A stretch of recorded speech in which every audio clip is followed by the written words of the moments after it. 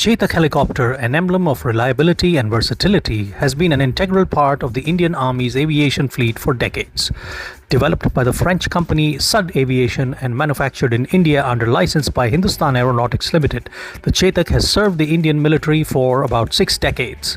It has been utilized in a variety of roles, from reconnaissance to CASEVAC to logistics and communication duties. The Chetak has proven its mettle in numerous operations, providing critical support in both peacetime and conflict scenarios.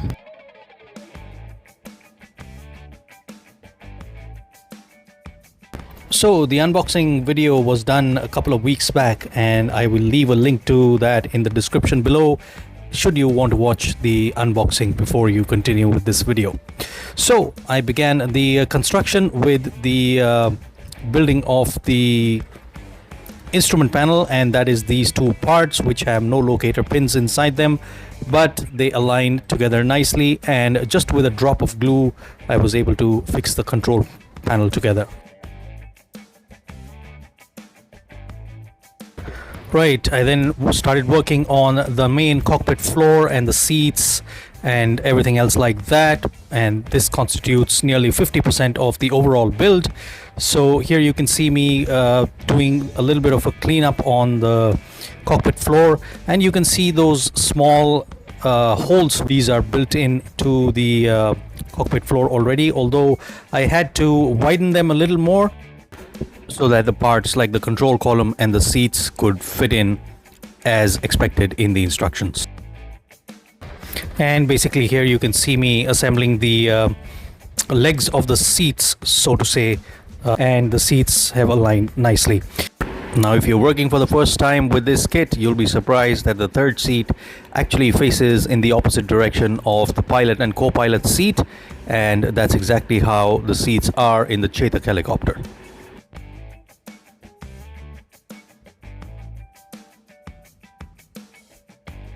After that, it was just a matter of priming the entire structure in grey, and then I took Fevicryl black and kind of started detailing the seat cushions on top of those troop seats at the back, and also the pilot and co-pilot seats.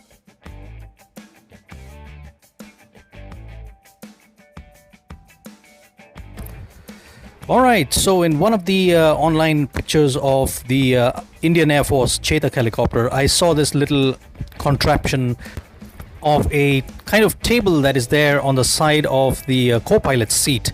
I couldn't help resist the urge to scratch build one of those tables, just to get those extra kicks in scale modeling, and so I used stretch sprue and a piece of plastic card to basically construct the legs and the base of that table.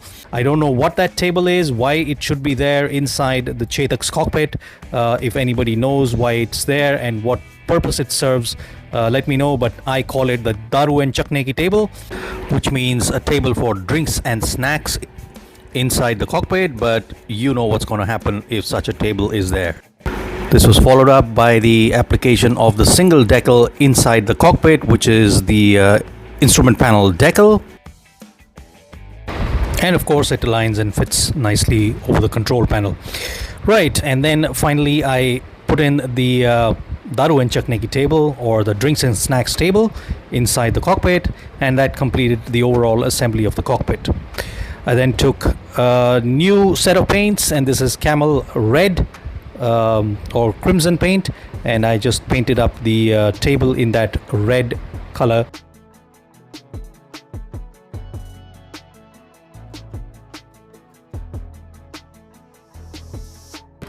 Right, time to detail the rest of the cockpit then, and so I took this camel emerald paint, placed it inside my airbrush, and this time I used a 50-50 mix of water and IPA, and I sprayed it at a pressure of 40 psi from my Sparmax 4 airbrush, and you can see that the color is coming out pretty nicely.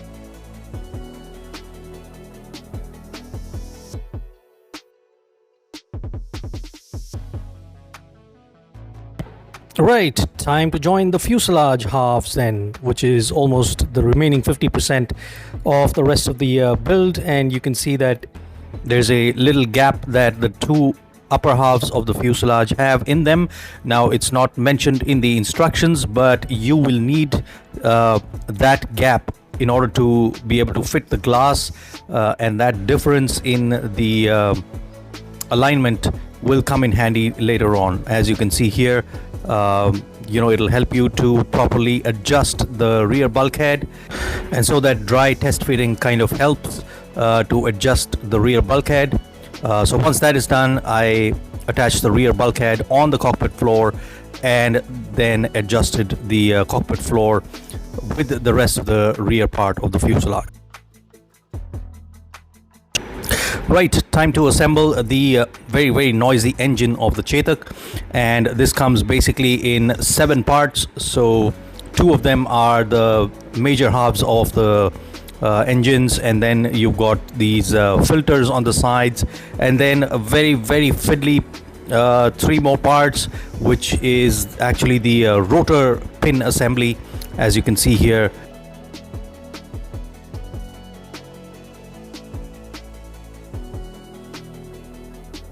Now, the instructions to align the 2 rotor pins are very vague.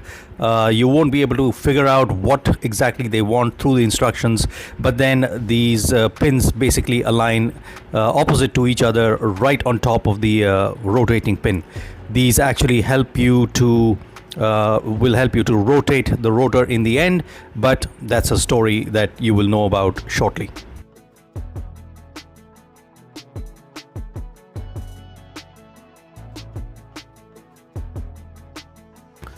Alright, so then before assembling the glass parts together, I tried a new method of masking the canopy of the Chetak. Now basically the cockpit is 5 different glass parts, and you will need a lot of masking tape, but I thought the easier and better way to mask these 5 cockpit parts would be to mask it with a masking fluid, and this is basically nothing but Fevicol white glue, which is basically watered down a little, and I've just added a tint of this blue paint inside it, just so that in the end I'm able to figure out where the masking actually is. And once the masking had dried, I then started fitting the 5 glass parts, and there you can see the alignment is really a mess, but it was very difficult for me to get them to align together. I tried the best, and I know one could argue that I could have added filler and fixed those gaps, but then I did not want to risk it, because adding filler would then require me to sand it, and then sanding might cause a lot of scratches on the glass, and then fixing those scratches would become another big nightmare. So I wanted to avoid that. Anyway, little bits and bobs were then attached together, like the wheels, etc. One antenna on the top and one on the bottom. And then I began the painting phase of the helicopter, starting with Fevicryl golden yellow being painted on the tail strike or the rotor strike guard, and then following that up with the painting of the main body with this 4S spray paint number 414 leaf green. I want to experiment with this paint and see how well this goes on, and you can see the results for yourself. It has come out pretty nice and vibrant, the exact green that is present on the Indian Army Chetak helicopters. I then used this set of granitone metallic paints to detail certain metallic parts of the engine, and also the wheel legs, as you can see me doing here. These are very nice paints. These are acrylic basically, and they give a very nice metallic sheen to the surface that you're painting. And then I moved back to the Camlin Crimson paint to detail the caution approach markings on the tail rotor of the helicopter after having painted it yellow, and this was done off camera.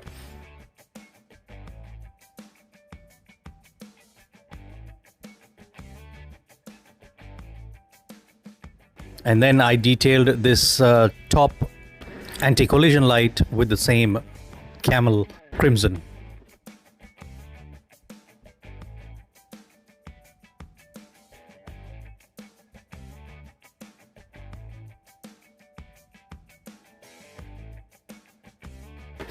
All right, then, time for the grand finale of the masking.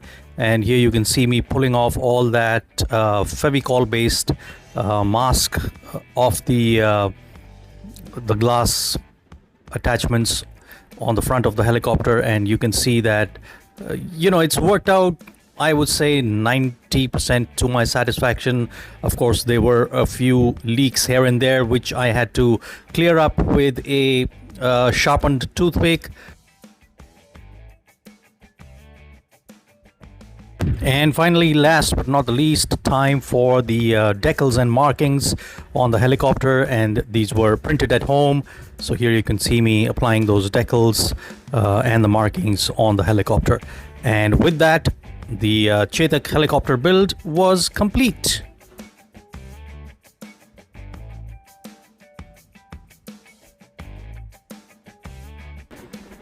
All right, so finally on the rotating disc of fame, as I call it, here's the final finished model of the Alouette SA316B, aka Chetak of the Indian Army. And as you can see that the model has finally turned out pretty good from a distance. Of course, that's the smartness that I did while shooting this particular section of the video. The gaps in the 5 glass parts are really not visible from this distance.